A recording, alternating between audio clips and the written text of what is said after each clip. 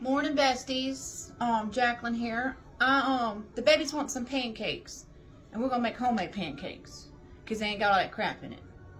And it calls for baking powder, but I make my own baking powder, so I'm gonna do that real quick, and then we'll get with it.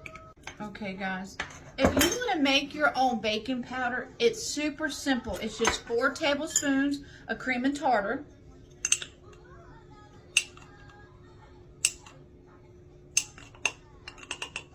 I use these mason jars for all my seasonings. It's so much easier than ones that shake. It's just so much better way.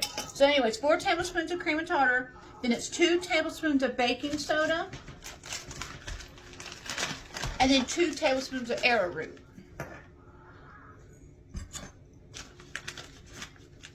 So we're going to do that real quick. If I can get in the bag.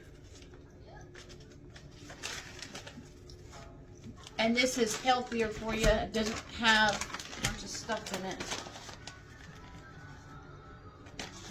And then I just mix everything together. Let me grab a spoon real quick.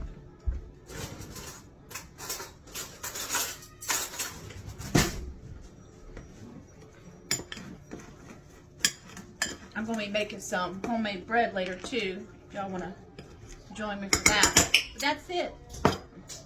Guys, and I just stored in a little glass container. And trust me, if I make it, then I make a mess. It don't matter what I do. I'm going to make a mess. But I clean it. Okay guys, let's make these pancakes. So it calls for 1.5 cups of flour. So we're going to... And this is super easy. You can throw it together the night before and have it in the morning for the babies. So we got 1.5 cups of flour. Then it's 3.5 teaspoons of baking powder, which we have that we made. So need 3.5 of these. It's about 3.5. Then you're going to need 1 tablespoon of white sugar. I don't use white sugar. The only time I use white sugar in my house is if I'm making sweet tea, because it's sweet tea. Instead, I use coconut sugar. My kids actually prefer it. They don't really, they don't complain about it. It calls for 1 tablespoon. I normally do 2. 2 tablespoons. Then it calls for 1/4 teaspoon of salt. So we're going to do, let me grab the 1/4. So 1/4 of salt. 1/4 teaspoon of salt. 1 1/4 cups of milk, which I have. So we're just going to pour that in there. 3 tablespoons of melted butter.